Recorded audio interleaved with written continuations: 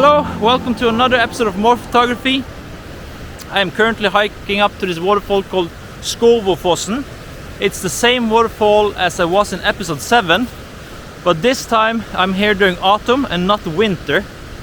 And I also brought along the wide angle lens, so it's going to be a little bit different. I'm hoping to capture some different composition, but let's see. There's a lot of water in the river, so it might not be that possible. But yeah, I'll give it a try. Otherwise, I'm doing the same thing as last time as well, just to see if I can improve from the last photos. Maybe some autumn colors will make it pop more. I don't know. Let's see. But yeah, that is the plan for today, and I'm heading up there now. So see you there.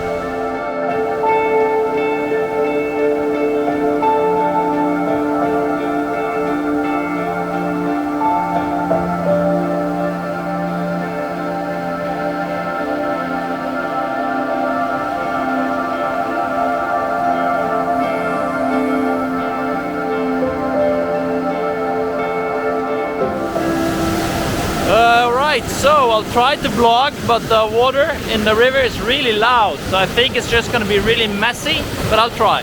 Alright, so I'm back to this waterfall. I'm doing kind of the same composition because there is really not many places I can stand around here. So as you can see, the river is quite full of water, so there's limited places where I can stand. And I cannot get past this area. It's too much forest and rocks and debris and everything, so it's quite impossible. So I think this is the only composition. There's also a place on the other side, but there's like fenced area. There's a farmer behind this forest here, so the whole area is fenced, so I cannot get to this area unless I need to jump some fences or something, and I kinda do not want to do that. So I'm just doing the same composition. I really wanted to do this waterfall again, but this time I have a new camera system. I also brought along the ultra wide angle, and I got a way better filter system as well. It's also autumn, not winter as last time, so I think I can do some better pictures. Let's see. But I'm doing the same kind of composition, so I'm doing several different types of settings in the camera. I'm doing 1/8 of a second, 1 second, and I'm also tried like 4 seconds. But I think with 4 seconds the water gets way too blurred out. So I don't think 4 seconds will work. But I'll stick with 1 second and 1/8 or 1/6 of a second to get the detail in the water. I get this smooth water, but I also capture some of the detail on 1/6. So I think I'll keep that one. And yeah, I did some video as well with the slow motion in this camera, so I think that can be a little bit cool. So yeah, that's it for this place. I cannot figure out any more ideas to take pictures, so yeah, I think that's it. So I hope you like the pictures and the video, and I'll see you later.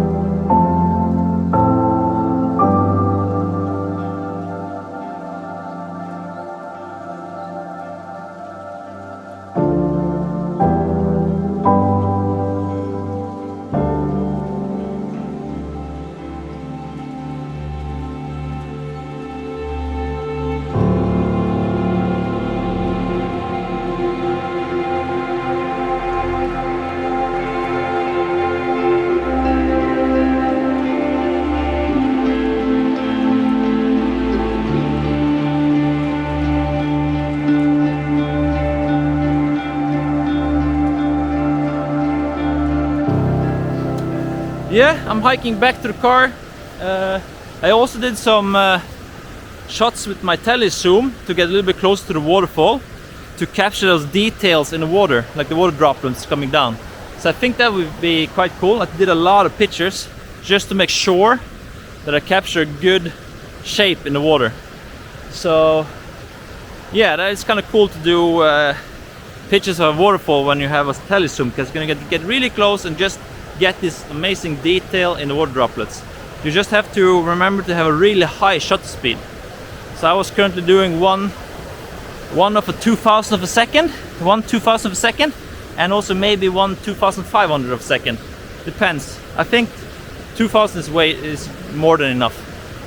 But yeah, that's something you should try out yourself, because it's quite cool to see that kind of water shapes in the waterfall. So I think that's going to be nice here as well. But yeah, I am currently hiking back. As I said, I have no more plans for today. I brought along the tele lens, so I might see if I can find some birds, or there's this beautiful water down here, lake down here in Granvin. So I think I'll maybe stop by, see if we can take some pictures of some water birds. I know there's a golden eye and regular ducks and so on are hanging around there. So yeah, let's see. But otherwise, I hope you enjoyed the episode, and I'll see you in the next one. All right, bye bye.